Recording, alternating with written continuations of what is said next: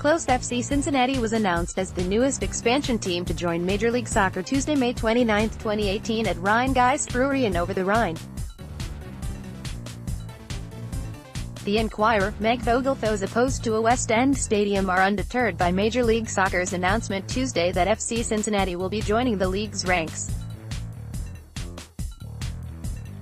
MLS Commissioner Don Garber made news in a sea of blue and orange. Former city council candidates Michelle Dillingham and Garry delivered a notice of referendum to the city of Cincinnati. The pair, along the rest of the coalition against an FC Cincinnati stadium in the West End, wants to claw back the city's portion of the hotel tax, a $17 million promise city council made to the soccer club for stadium infrastructure. If the group can gather enough signatures, they can put an issue on November's ballot and leave it to voters to decide if the stadium will get the money. They need just over 6,000 signatures from city residents who are already registered to vote. If the initiative makes it to the ballot and it passed, the coalition will have cut the city's commitment to the project in half. More, PX column, winners and losers in Cincinnati's MLS announcement. More, FC Cincinnati goes with fussball, rebrand for MLS in 2019. More, first month free, subscribe to unlimited digital access to Cincinnati.com. This isn't the first attempt to wield the referendum against the stadium plan. The coalition tried to stop the ordinance outlining all the city money going to the project's infrastructure. That ordinance was passed as an emergency measure, making it immune from a referendum, but the hotel tax authorization was not passed in the same way. "We know the project is coming," Dillingham said. "This isn't about stopping it. We saw this as an opportunity to claw back some public dollars." When FC Cincinnati was awarded an MLS franchise Tuesday, the city's promise to give more than $30 million to infrastructure to the project came due. About half of that money comes from the city's portion of the hotel tax levied on Cincinnati's hotel rooms.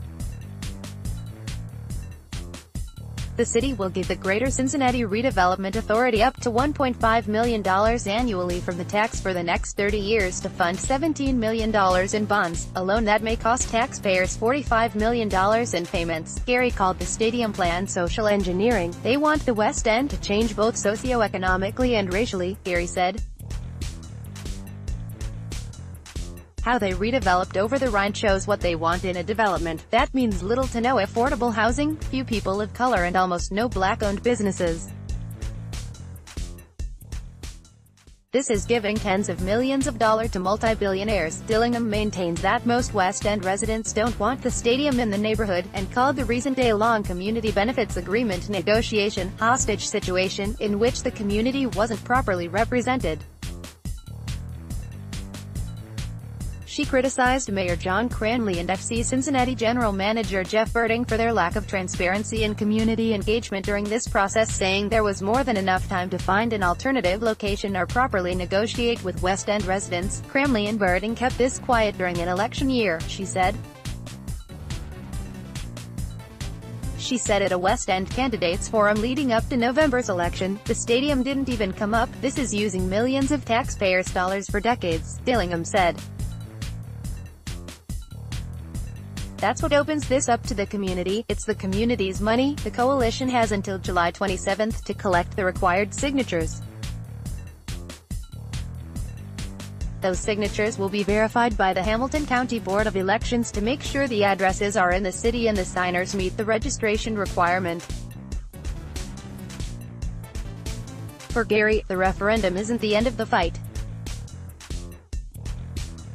He said he will be focused on trying to hold the team accountable to the spirit of the community benefits agreement. "There are no teeth in it," Garry said. "I won't stop trying to support the people of West End." The city administration and legal department said they had no comment on the referendum. Read or share the story. https://cin.ci/2009